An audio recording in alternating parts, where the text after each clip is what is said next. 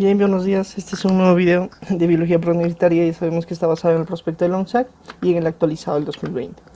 Mi nombre es Gregorio Bautista Arteaga y este video tratará sobre los niveles de organización, que es el segundo tema. ¿Qué son estos niveles? Van a ser grados de asociación estructural que tienen los seres vivos. Es decir, va a haber seres vivos, por ejemplo, formados por una célula y seres vivos formados por muchas células. Entonces va a haber distintas escalas en cuanto a asociación estructural entre los seres vivos y podemos dividir estas escalas, es decir, estos niveles de organización, en dos, en niveles abióticos y niveles bióticos. Dentro de los niveles abióticos consideraremos el nivel atómico, molecular, macromolecular, supramolecular y el nivel de los organelos, y dentro de los niveles bióticos, lógicamente, comenzaremos desde el nivel celular. Continuaremos con el tisular, orgánico, el sistémico, el nivel individuo, población, comunidad, ecosistema y finalmente el nivel biosfera, que tomaremos como nivel de organización superior. Y entonces estos niveles van a tener, a medida que van a crecer, dos características. La primera es que cada nivel va a mantener las propiedades del nivel anterior, pero se le va a adicionar algunas nuevas. ¿Qué quiere decir esto? Que, por ejemplo, el nivel macromolecular va a tener las mismas propiedades que el nivel macromolecular, pero adicionándole un par más, una o dos o tres propiedades más. Entonces las propiedades van a ser sumativas en cuanto a los niveles de organización. ¿Qué más? Un detalle importante es que en general un nivel va a ser la agrupación del nivel anterior y el conjunto formará el siguiente nivel. ¿A qué se refiere? Si nosotros cogemos un nivel, por ejemplo, cogemos el nivel orgánico, el nivel orgánico estará formado por la agrupación de estructuras del nivel tisular, es decir, por la agrupación de tejidos, y a su vez el conjunto de órganos formarán sistemas. Entonces, eso es lo que quiere decir estas dos propiedades, y es como dos características generales. Seguimos. Comenzaremos a describir los niveles, comenzando con el nivel atómico. Yo sé que hay niveles más atrás, por ejemplo el nivel subatómico, pero la biología solamente nos permite arrancar de este nivel, del nivel atómico. Entonces, el nivel atómico obviamente debe estar formado por átomos, ¿sí? Por los átomos o por los elementos químicos de la tabla periódica, pero por los elementos químicos que estarán presentes dentro de los seres vivos, por ejemplo, el hidrógeno, el oxígeno, el carbono y el nitrógeno. Estos, como vemos, están representados por símbolos. El símbolo del hidrógeno, del oxígeno, del carbono y del nitrógeno, H, O, C y N respectivamente. A su vez, la agrupación de estos formará el siguiente nivel, que es el nivel molecular. La agrupación de estos átomos, entonces, no va a estar, su representación no va a estar dada por símbolos, sino por fórmulas. Por ejemplo, ¿quiénes están dentro de este nivel molecular? El agua, el nitrógeno molecular, el oxígeno molecular y la glucosa. Todos son moléculas que son agrupación de átomos. Por ejemplo, el agua, todos conocemos la fórmula del agua, que es el H2O, y está constituida por dos átomos de hidrógeno y un átomo de oxígeno. Ya es una agrupación de átomos, por lo tanto correspondería a un nivel molecular. De igual manera, el nitrógeno molecular es la agrupación de dos átomos iguales, entonces ya pertenecería al nivel molecular. De igual manera, el oxígeno y la glucosa está formado por tres átomos, 6 de carbono, o por tres distintos átomos, 6 de carbono, 12 de hidrógeno y 6 de oxígeno. Entonces todos estos pertenecen al nivel molecular. Recuerden que en el nivel atómico sus integrantes están representados por símbolos y en el molecular por fórmulas. Seguimos creciendo y nos encontraremos con un nivel macromolecular y vamos a ver dos tipos de estructuras acá. Lo lógico sería que el nivel macromolecular sería la unión de moléculas. Y esta unión de moléculas puede ser de dos tipos. Primero, simplemente una molécula más otra molécula. Y este es el ejemplo que vemos acá.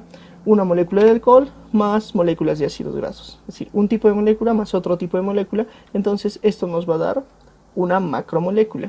Justamente a este tipo de unión, alcohol y ácidos grasos, es que nosotros conocemos como un lípido. Un lípido no es más que alcohol más ácidos grasos. Y bueno, este es un tipo de unión. Y hay otro tipo de unión entre moléculas, un tipo de unión repetitiva, es decir, una sola unidad, como la que vemos acá. Por ejemplo, esta es la glucosa, que es una molécula y la cual se va a repetir varias veces. Entonces, también tenemos este tipo de unión, la unión repetitiva de una sola unidad. En este caso, si se trata de glucosa, la unión nos puede generar tres posibles resultados. Nos puede generar almidón, glucógeno o celulosa. ¿Okay? Entonces, ambas uniones son macromoléculas. Existen macromoléculas formadas por dos moléculas distintas y moléculas formadas por la unión repetitiva de una misma molécula, como es el caso. Cuando esto pasa, cuando una macromolécula se forma por la unión repetitiva de una sola unidad, diremos que una unidad es conocida como monómero, en este caso es la glucosa, y todo el conjunto será conocido como polímero. ¿Okay? Entonces podemos decir que el almidón es un polímero de glucosas, el glucógeno y la celulosa también son un polímero de glucosas. Este es el único ejemplo, no hay muchos ejemplos acá. También esta unidad puede constituir un nucleótido. Este monómero puede ser un nucleótido que se va a repetir varias veces y se va a volver a repetir, es decir, va a formar dos cadenas de repetición y esas dos cadenas van a interaccionar y eso justamente es lo que va a formar el ADN. Entonces el ADN también pertenecería al nivel macromolecular. ¿Cuál es el monómero del ADN? Pues es el nucleótido y el ADN sería el polímero, ¿no es cierto? Entonces podemos decir que el ADN es un polímero de nucleótidos y listo. Más ejemplos, también existe la unión repetitiva de una unidad conocida como un aminoácido. Cuando se juntan aminoácidos van a formar cadenas y van a formar una proteína. Entonces la proteína también es un polímero y el aminoácido también es un monómero. Entonces podríamos decir que la proteína es un polímero de aminoácidos y así. Entonces todos estos constituyen ejemplos de elementos del nivel macromolecular. Entonces tenemos como macromoléculas a los lípidos, a este tipo de carbohidratos, almidón, glucógeno y celulosa, a los ácidos nucleicos, ADN y ARN y a las proteínas, como hemos visto. Seguimos creciendo y veremos ahora el nivel supramolecular, que es la agrupación de macromoléculas.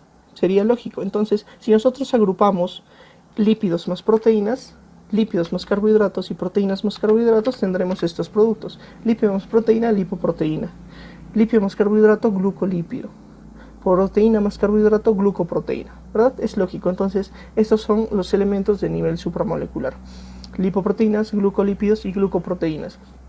Dentro de ese nivel macromolecular tenemos que citar un tipo de organización especial. No es que formen un nivel superior, sino que se agrupan dentro de ese nivel. Esas supramoléculas se asocian de tal manera que forman asociaciones o complejos supramoleculares. ¿Quiénes son esas asociaciones o complejos supramoleculares? Son los siguientes: las membranas plasmáticas, el glicocálix, que es el conjunto de glicoproteínas y glicolípidos alrededor de la membrana celular.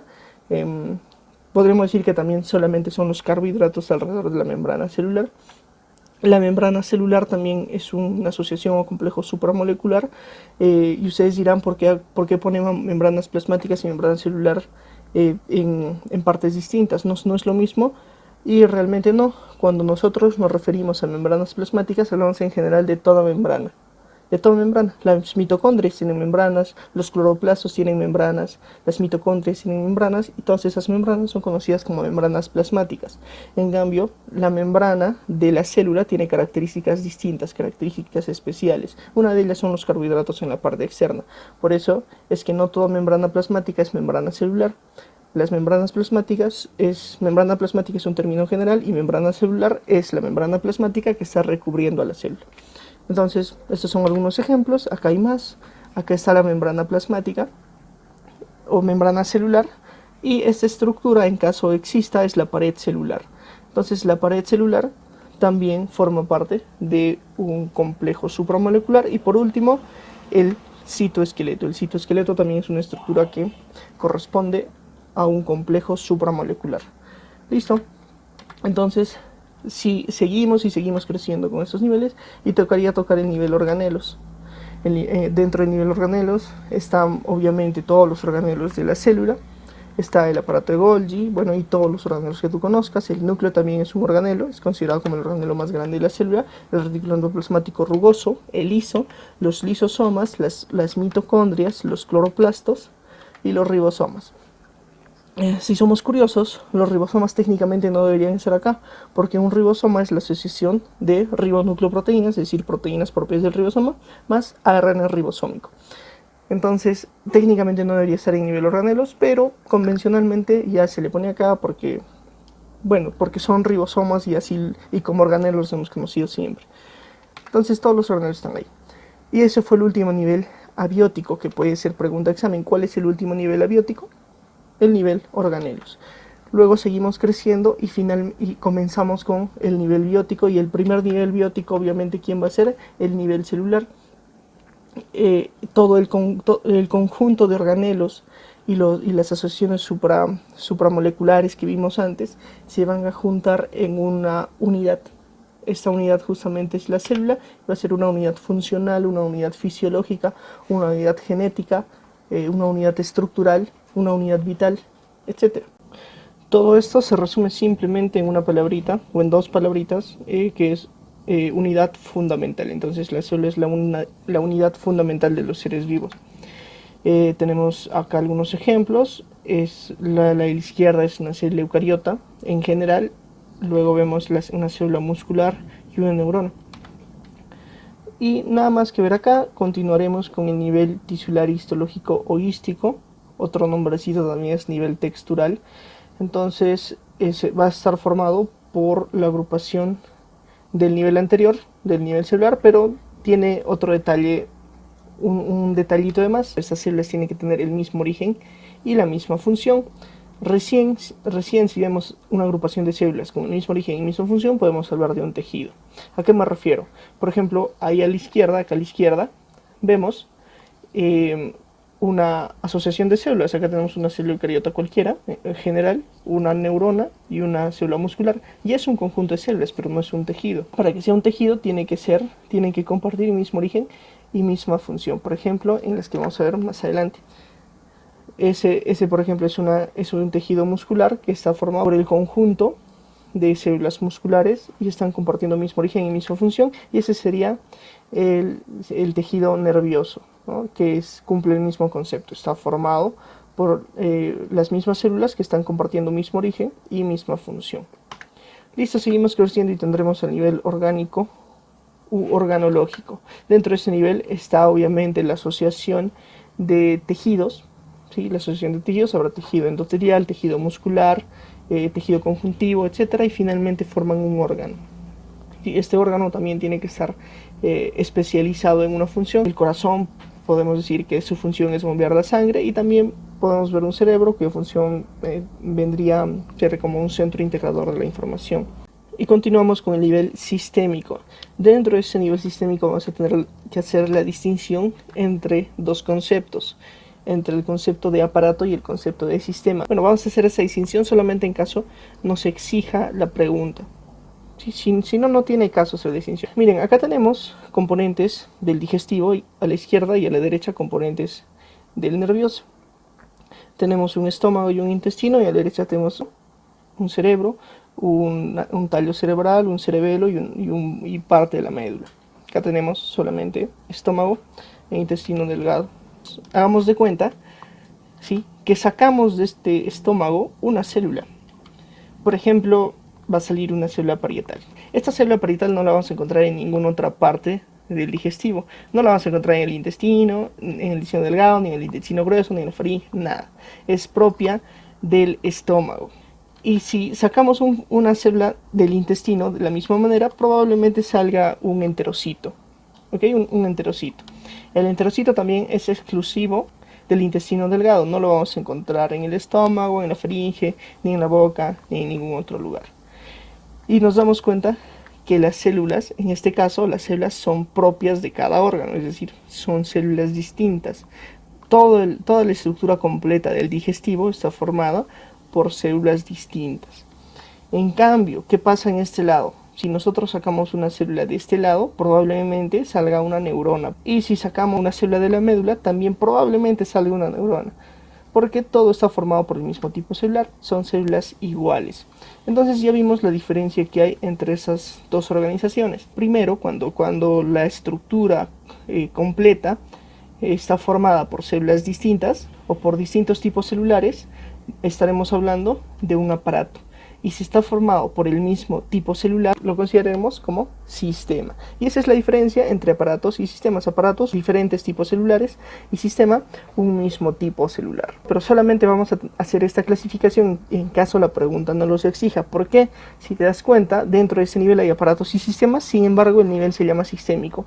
¿Por qué razón? Porque aparato es un término muy banal, es un término que no explica tanto, es la agrupación de órganos sin más. En cambio, sistema es un conjunto integrado, abarca mucho más el concepto de sistema, es un conjunto integrado trabajando de manera conjunta y cumpliendo una función determinada. Por eso es que en los libros de anatomía no van a encontrar al digestivo como aparato digestivo. Si bien es cierto, podemos clasificarlo como aparato por esta característica, pero como es un conjunto integrado que cumple una función determinada, entonces es por eso que se prefiere denominar el digestivo también como sistema. Y en los libros de anatomía es lo que les decía, van a encontrar sistema digestivo, sistema urinario, y todos son sistemas por esta razón, porque el sistema abarca un concepto mucho más amplio. Entonces, solamente en caso te pidan hacer la distinción entre aparatos y sistemas, la haces. ¿Ok? Entonces, algunos ejemplitos, por ejemplo, de aparato, vamos a tener el aparato digestivo, el respiratorio, el urinario, etc. Y otros ejemplitos de sistema, acá vamos a tener al sistema nervioso, al sistema muscular, al sistema óseo, etc. Seguimos creciendo y nos topamos con el nivel individuo, que va a ser el conjunto de sistemas trabajando de manera conjunta y van a formar un individuo, por ejemplo un ser humano. Acá hay otro ejemplo de individuo que es un conejito y un águila. No hay nada más que decir acá, entonces pasaremos al siguiente nivel, que es el nivel población, que sería la agrupación de individuos. Pero antes de comenzar a desarrollar el nivel población, tenemos que definir una palabrita, que es la palabra especie. Especie no es un nivel de organización, es un concepto que nos permite entender el nivel población. Una especie, que es, pues va a ser un grupo de organismos que van a cumplir dos características. La primera es que tienen que ser genéticamente parecidos, no iguales. Si serían genéticamente iguales, serían el mismo individuo, exactamente el mismo, no. Genéticamente parecidos, primera característica. Segunda característica, tienen que tener potencial de entrecruzamiento, es decir, se pueden reproducir. ¿Ok? Entonces esas son las dos características, genéticamente parecidos y potencialmente se pueden reproducir. ¿Por qué se dice genéticamente parecidos? Somos genéticamente parecidos porque tenemos los mismos genes para las mismas proteínas. Por ejemplo, la amilasa salival que yo tengo es la misma amilasa salival que ustedes tienen. La insulina que yo tengo es la misma insulina que ustedes tienen. Pero hay otro tipo de genes que no compartimos. Por ejemplo, el gen del color de los ojos. Si bien es cierto, ambos lo tenemos. Yo tengo un gen del color de los ojos, tú también tienes un gen del color de los ojos, pero la composición es distinta. La composición, conocida como alelo, que se va a ver en la parte genética, la composición es distinta. La mía serán ojos negros y la tuya tal vez serán ojos azules. Entonces somos genéticamente parecidos. Tú obtuviste caracteres heredables de tu mamá y tu papá, y yo lo obtuve de mi mamá y de mi papá. Entonces no son iguales, pero son parecidos. Entonces eso quiere decir que somos genéticamente parecidos. Listo, no se olviden de esas dos características. Aquí hay algunos ejemplos. Especie humana, son genéticamente parecidos y se pueden reproducir. Esta especie, que es la especie canina, acá tenemos un schnauzer y un cocker, son genéticamente parecidos, comparten los mismos genes y ambos van a tener gen del color de pelo, gen del tamaño de las orejas, gen de la agudeza del ladrido, etc. Otra especie, ahí está, bueno, los conejitos. Entonces, ya teniendo bien claro este concepto de especie, podemos definir que es una población, y una población va a ser el conjunto de individuos, pero de la misma especie. Ojo, conjunto de individuos de la misma especie que van a compartir área, tienen que estar en el mismo lugar, eso quiere decir. Entonces, conjunto de individuos de la misma especie que comparten área y tiempo. Entonces, esa es la definición del nivel población o de una población. Conjunto de individuos de la misma especie que comparte área y momento o lugar y tiempo, si quieres. Por ejemplo, el conjunto de vicuñas en pampa galeras. Conjunto de vicuñas, misma especie, pampa galeras, área y momento. Conjunto de pulgas en un perro, pulgas, misma especie, el perro está cumpliendo la función del área y el momento, no lo veas como otra especie. Listo. Y el siguiente nivel es nivel comunidad o biocenosis, que más o menos va a cumplir el mismo concepto, pero esta vez van a ser conjunto de poblaciones, pero poblaciones de distintas especies. Por ejemplo, acá hay conejos, hay pasto, que también es un ser vivo, hay tortugas, hay aves y hay venaditos. Entonces, como vemos, es un conjunto de poblaciones, son distintas poblaciones de distintas especies. ¿Por qué recalco esto? Porque si sería una población de conejos más otra población de conejos, seguiría siendo una población de conejos el resultado, no sería una comunidad. Para que sea una población tiene que ser el conjunto de poblaciones de distintas especies. Entonces, ese es el concepto, es un conjunto de poblaciones de distintas especies y que también comparten área y momento. Listo, por ejemplo, conjunto de individuos en el campus universitario, es decir, en la universidad. Conjunto de seres vivos, hay un montón de individuos en el campus universitario. Hay alumnos, hay perros, hay árboles, hay flores, hay un zoológico, es más, entonces son muchas especies. Campus universitario, área y momento. Otro ejemplo, conjunto de animales en la Reserva Nacional del Manu. Animales, un montón de especies. En la Reserva Nacional del Manu, área y momento. Y seguimos creciendo y vamos a ver el nivel ecosistema. El nivel ecosistema no es el conjunto de comunidades, ¿sí? Digamos que el concepto va a ser diferente. El ecosistema es una comunidad o biocenosis unida con su espacio inerte, su espacio sin vida. Entonces, a la comunidad también se le denomina biocenosis y ese espacio inerte sin vida también se le denomina biotopo. Pero solamente eso es el ecosistema. No, realmente el ecosistema es la relación que tienen estos dos componentes. Entonces, así se define el ecosistema. El ecosistema es la relación que hay entre un individuo, entre una comunidad o biocenosis y su espacio físico. Ya sabemos que dentro de la comunidad o biocenosis están los seres vivos y dentro del espacio inerte, ¿quiénes estarían? Bueno, estarían las rocas, vamos a ver algunos ejemplos, el oxígeno, el CO2, la temperatura, las rocas, una roca, la salinidad del medio, la radiación, etcétera, etcétera. Entonces todos esos son ejemplos de biotopo o espacio inerte. Recuerda, el ecosistema, biocenosis más biotopo. Seguimos.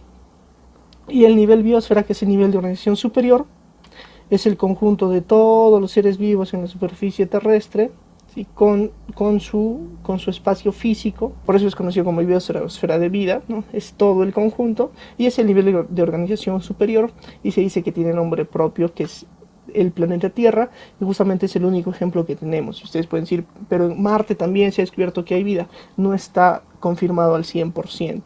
Tal vez si descubrimos algún día que habría vida en Marte, tendríamos otro ejemplo de este nivel, que sería el nivel biosfera. Entonces, eso es todo, chicos. Espero les haya gustado. Buenas noches.